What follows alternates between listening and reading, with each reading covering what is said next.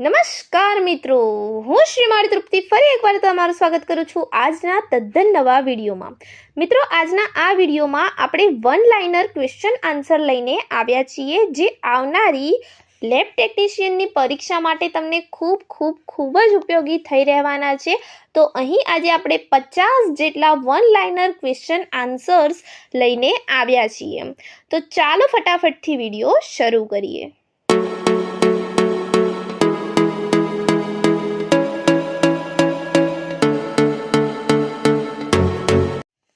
આજનો આપણો પહેલો પ્રશ્ન છે, લાઇકેન શાના સૂચકો છે? લાઇકેન જે ફૂગ અને લીલનું સહજીવન હોય છે, તો આ જે લાઇકેન છે એ વાયુ પ્રદૂષણના સૂચકો છે।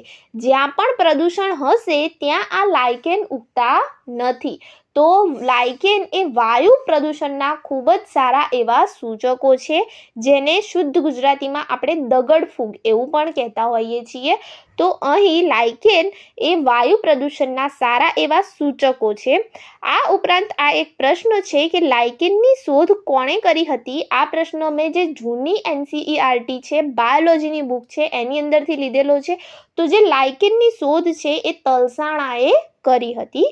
તો લાઇકેનની શોધ તલસાણાએ કરી હતી અને લાઇકેન એ વાયુ પ્રદૂષણના ખૂબ જ સારા એવા સૂચકો છે। પછીનો પ્રશ્ન જોઈએ, કોષની શોધ કોણે કરી હતી?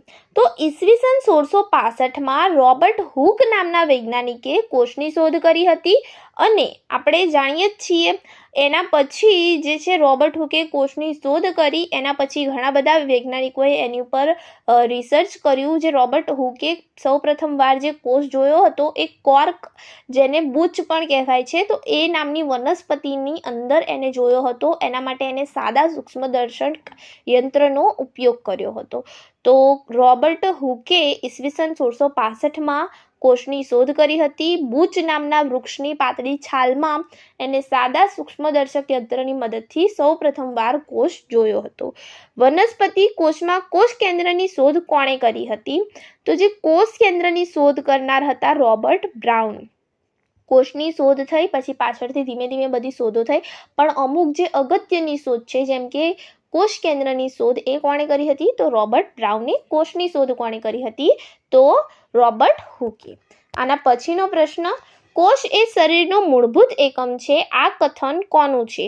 તો સ્લાઇડન અને સ્વાન। ઓકે, સ્લીડન અને સ્વાને એમના જે કોષવાદ આપ્યો હતો એમાં એમને અમુક વસ્તુઓ કહી હતી, જેમાં એમને એ પણ કહ્યું હતું કે કોષ એ શરીરનો મૂળભૂત એકમ છે। તો આ ખૂબ જ અગત્યનું કથન છે કે કોષ એ શરીરનો મૂળભૂત એકમ છે, એ સ્લાઇડન અને સ્વાને કહ્યું હતું, એમને કોષવાદ આપ્યો હતો। તો કોષમાં રહેલા જીવંત દ્રવ્યને કોષરસ નામ કોણે આપ્યું હતું? તો જે કોષમાં રહેલું જીવંત દ્રવ્ય છે એને કોષરસ નામ આપનાર હતા પર્કિન્જ। ઓકે, ઈસવીસન 1839માં પર્કિન્જે કોષમાં રહેલા જીવંત દ્રવ્યને કોષરસ એવું નામ આપ્યું હતું। પછીનો પ્રશ્ન, પૂર્વ અસ્તિત્વ ધરાવતા કોષોમાંથી બધા નવા કોષો સર્જાય છે, આવું કોણે કહ્યું હતું? તો આ જે કથન હતું એ રુડોલ્ફ વિશર્વનું હતું, જે પાછળથી સાચું પણ સાબિત થયું હતું કે પૂર્વ અસ્તિત્વ ધરાવતા જે કોષો છે એમાંથી જ બધા નવા કોષોનું સર્જન થાય છે, આવું કહેનાર હતા રુડોલ્ફ વિશર્વ। ડીએનએના અણુનો બેવડો કુંતલ આકાર મોડેલનો પ્રસ્તાવ કોણે મૂક્યો હતો? તો આ મૂક્યો હતો વોટસન અને ક્રિકે। તો વોટસન અને ક્રિકે ડીએનએના અણુનો બેવડા કુંતલ આકાર મોડેલનો પ્રસ્તાવ મૂક્યો હતો। પછીનો પ્રશ્ન, માનવ કોષને જોડતા પ્રોટીનનું નામ જણાવો। આપણે જાણીએ છીએ કે જે કોષો હોય છે ને એકબીજા સાથે જોડાયેલા હોય છે, તો એ જોડાય છે એ કયા પ્રોટીનની મદદથી જોડાય છે? તો એ છે ટ્રાન્સલિન। કયું પ્રોટીન છે? ટ્રાન્સલિન। આ જે પ્રશ્નનો જવાબ છે એ મેં યુવા ઉપનિષદની એક બુકમાંથી આ પ્રશ્ન લીધેલો છે કે માનવ કોષને જોડતા પ્રોટીનનું નામ જણાવો, તો ટ્રાન્સલિન। પાણી વધુ સાંદ્રતાથી ઓછી સાંદ્રતા તરફ ગતિ કરે છે, આ પ્રક્રિયાને શું કહેવાય છે? તો આ પ્રક્રિયાને પ્રસરણ કહેવાય છે, જ્યારે પાણી વધુ સાંદ્રતાથી ઓછી સાંદ્રતા તરફ ગતિ કરે છે. ઉદાહરણ તરીકે લઈ લો કે આપણે એક બાજુ મીઠાવાળું દ્રાવણ લીધું છે અને એક બાજુ આપણે સાદું પાણી લીધું છે, તો વધુ સાંદ્રતા કઈ હશે? જે મીઠાવાળું પાણી હશે, મીઠાવાળું દ્રાવણ હશે એની હશે. તો એ મીઠાવાળા દ્રાવણ તરફથી સાદા દ્રાવણ તરફ ગતિ કરશે. તો આ પ્રકારે જે પાણી છે એ વધુ સાંદ્રતાથી ઓછી સાંદ્રતા તરફ ગતિ કરે છે અને આ પ્રક્રિયાને પ્રસરણ કહેવાય છે. બરોબર. પછીનો જોઈએ પ્રશ્ન, ક્રોમેટીન શાનું બનેલું હોય છે? તો પહેલા ક્રોમેટીન એ છે શું? તો ક્રોમેટીન એ નાનો એવો ભાગ છે જેમાંથી ક્રોમોઝોમ બને છે. બરોબર.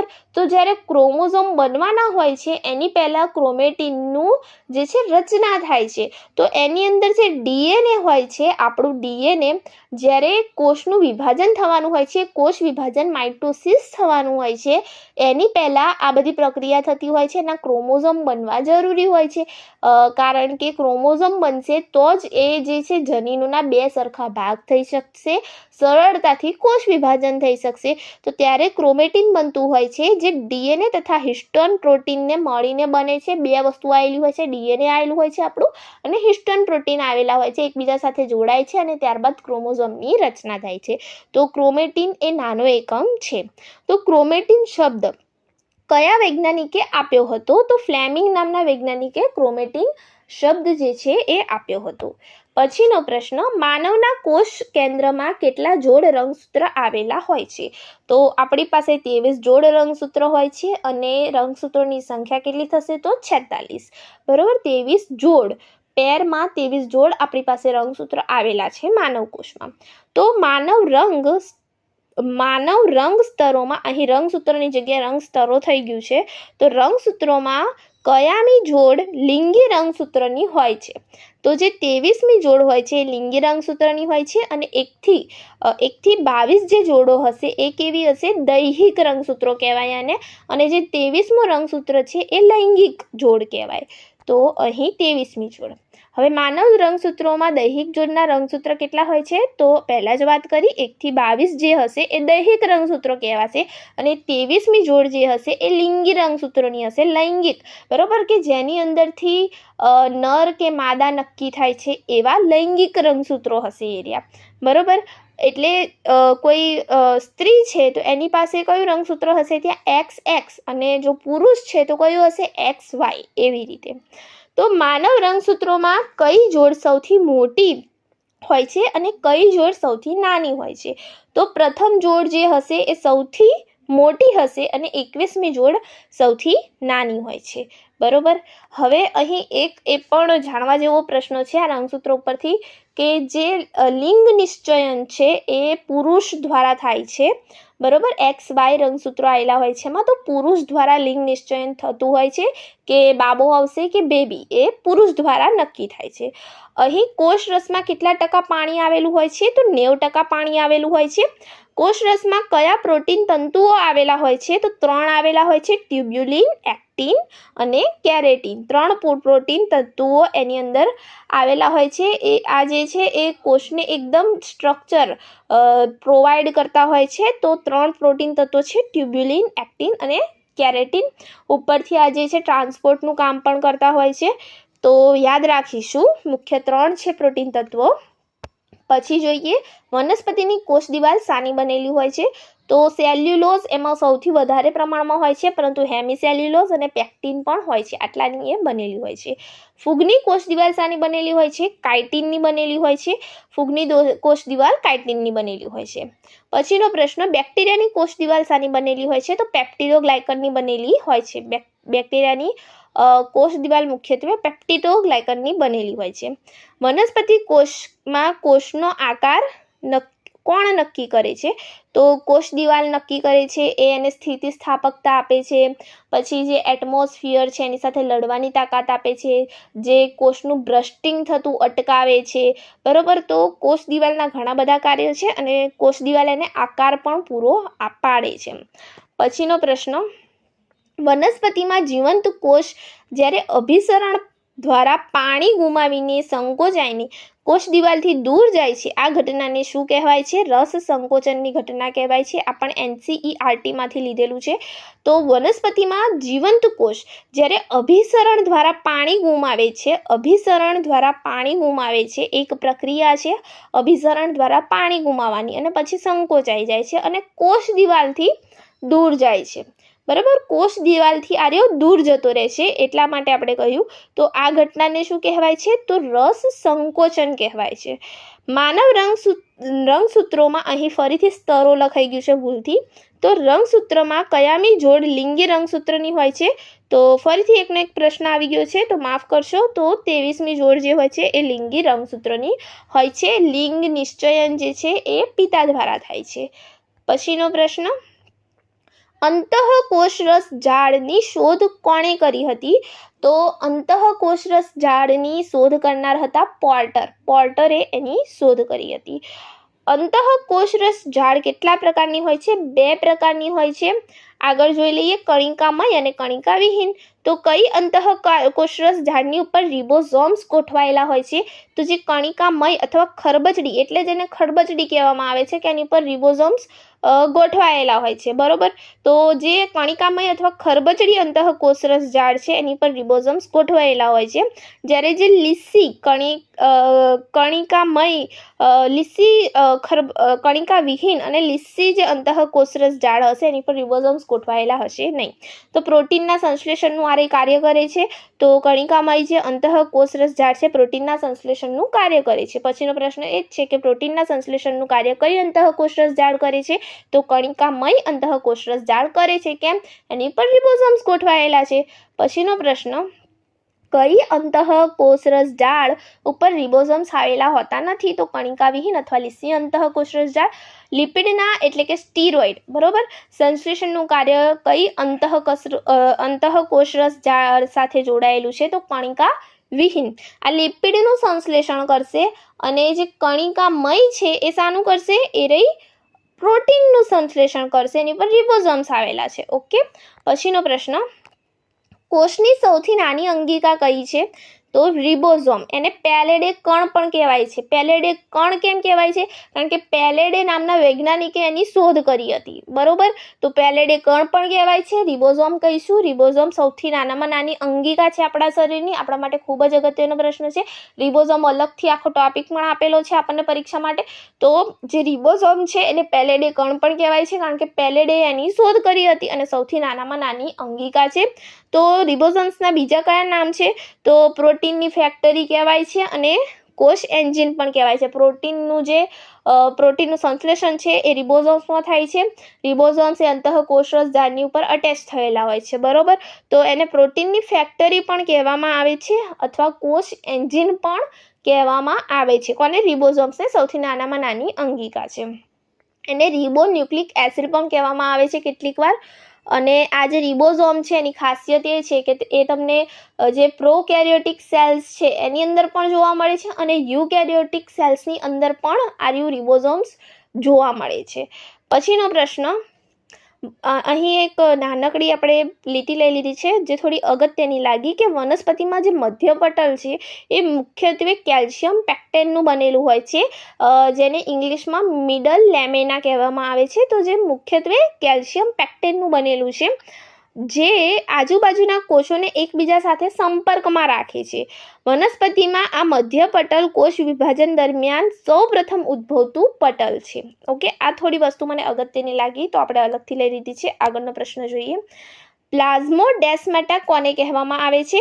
તો વનસ્પતિના કોષો વચ્ચે સાંકડી ચેનલો આવેલી હોય છે જેના વડે તેઓ વ્યવહાર કરે છે તેને કહે છે વ્યવહાર કરે છે એટલે કે તત્વોની આપ-લે કરે છે એકબીજા જોડે. એને પ્લાઝ્મોડેસ્માટા કહેવામાં આવે છે. ચેનલ જેવી સાંકડી એકદમ ચેનલ આવેલી હોય છે, થોડી જગ્યા કહીએ ને એવી હોય છે કોષો વચ્ચે, તો એને પ્લાઝ્મોડેસ્માટા કહીશું આપણે. કઈ અંગિકા પાસે તેમના પોતાના DNA અને રાઇબોઝોમ્સ હોય છે? તો 2 અંગિકાઓ એવી છે જે છે કર્ણાભ સૂત્ર એક તો અને બીજું છે હરિતકણ. બરોબર. એ બંને પાસે પોતાના રાઇબોઝોમ્સ અને પોતાના ખુદના ડીએનએ આવેલા હોય છે, જે એમની અંગિકાની અંદર ખુદ એ પોતે શક્તિનું પ્રોડક્શન કરી શકે છે. એટલે આપણે કર્ણાભસૂત્રને શક્તિનું ઘર પણ કહીએ છીએ માનવ શરીરમાં. અને હરિતકણમાં પણ આ રીતે કર્ણાભસૂત્ર અને રાઇબોઝોમ્સ આવેલા હોય છે. આપણે આગળ વાત કરી કે જે પ્રોકેરિયોટિક સેલ્સ હોય છે એની અંદર રાઇબોઝોમ્સ હોય છે, પણ તેની અંદર જે આ કર્ણાભસૂત્ર છે એ આવેલું હોતું નથી. પ્રોકેરિયોટિક સેલ્સ જેવા કે બેક્ટેરિયા, એની અંદર કર્ણાભસૂત્ર નથી આવેલું હોતું. અને એક થિયરી પ્રમાણે જે કર્ણાભસૂત્ર છે એ ખુદ બેક્ટેરિયા છે એવું માનવામાં આવે છે. બરોબર. હવે આગળનો આપણે પ્રશ્ન જોઈએ. કર્ણાભસૂત્રનું ડીએનએ બાળકને કોની પાસેથી આનુવંશિક મળે છે? તો જે ફક્ત માતા હોય છે એની મધર પાસેથી જે કર્ણાભસૂત્રનું ડીએનએ છે બેઠું એને આનુવંશિક મળશે. બરોબર. આપણે આગળ વાત કરી કે કર્ણાભસૂત્રમાં પણ ડીએનએ આવેલું હોય છે, તો જે માતાનું ડીએનએ હશે ને એ જ બાળકને માતા પાસેથી આનુવંશિક મળશે. કર્ણાભસૂત્રનું ડીએનએ બેઠું એને આનુવંશિકમાં માતાનું જ મળશે, પિતાનું એની અંદર કોઈ ભાગ લે નહીં હોય. બરોબર. એટીપી સિન્થેસ ઉત્સેચકો ક્યાં આવેલા હોય છે? તો આ જે એટીપી સિન્થેસ ઉત્સેચકો છે એ કર્ણાભસૂત્રની અંદર આવેલા હોય છે, એટીપીનું સિન્થેસિસ કરે છે. પછીનો પ્રશ્ન, પેરોક્સિઝોમમાં કેવા પ્રકારના ઉત્સેચકો આવેલા હોય છે? તો જે પેરોક્સિઝોમ છે એમાં ઓક્સિડેઝ પ્રકારના જે ઉત્સેચકો છે એ આવેલા જ હોય છે. પેરોક્સિઝોમ અને લાઇસોઝોમ બંને જે છે એ ડિગ્રેડેશનનું કામ કરતી હોય છે. અને જે લાઇસોઝોમ છે એમાં કેવા પ્રકારના ઉત્સેચકો આવેલા હોય છે? તો એમાં હાઇડ્રોલેઝ પ્રકારના ઉત્સેચકો આવેલા હોય છે. હાઇડ્રોલેઝ પ્રકારના ઉત્સેચકો લાઇસોઝોમમાં આવેલા હોય છે, જ્યારે પેરોક્સિઝોમમાં ઓક્સિડેઝ પ્રકારના ઉત્સેચકો આવેલા હોય છે. પેરોક્સિઝોમનું ઉત્પાદન શામાંથી થાય છે? તો અંતઃકોષરસ ઝાડમાંથી પેરોક્સિઝોમનું ઉત્પાદન થાય છે. અને રાઇબોઝોમનું ઉત્પાદન શામાંથી થાય છે? તો જે ગોલ્ગી બોડી છે એની અંદરથી એનું ઉત્પાદન થાય છે.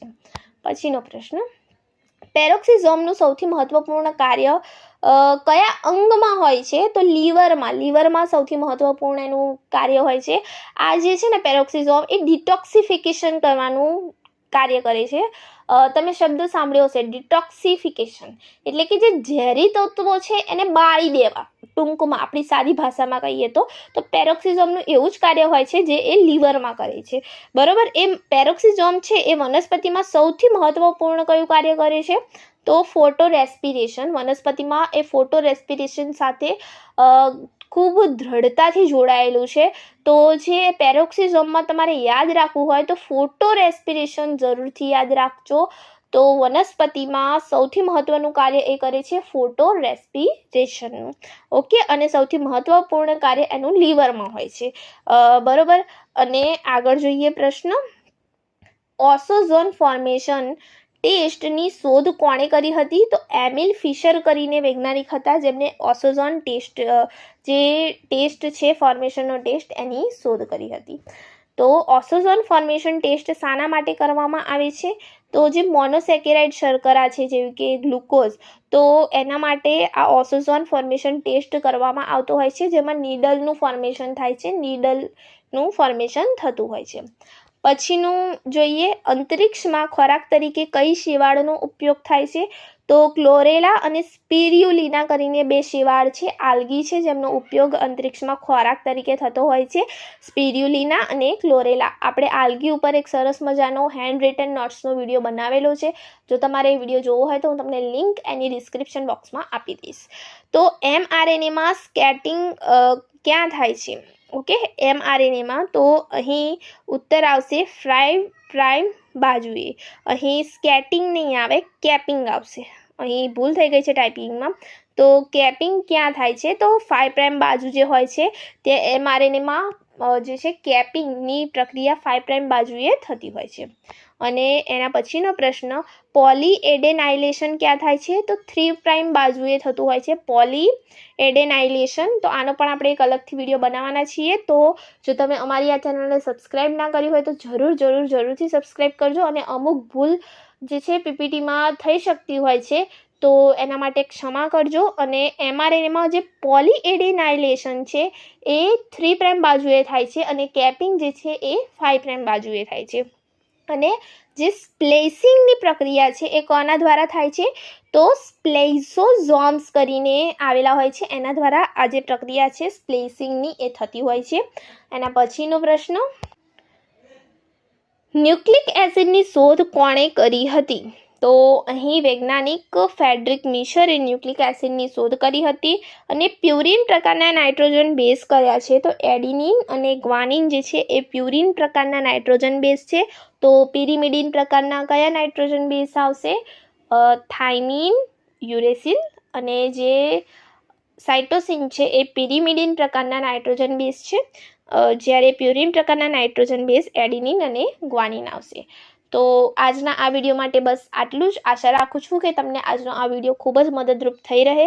તો જો અમારી ચેનલ ઉપર તમે નવા હોય તો પ્લીઝ આને સબસ્ક્રાઈબ કરો. તમે જોઈ શકો છો કે વિડીયો ખૂબ વધારે છે પણ સબસ્ક્રાઈબર ખૂબ ઓછા છે. તો પ્લીઝ અમને સપોર્ટ કરતા રહો. Keep watching, keep learning.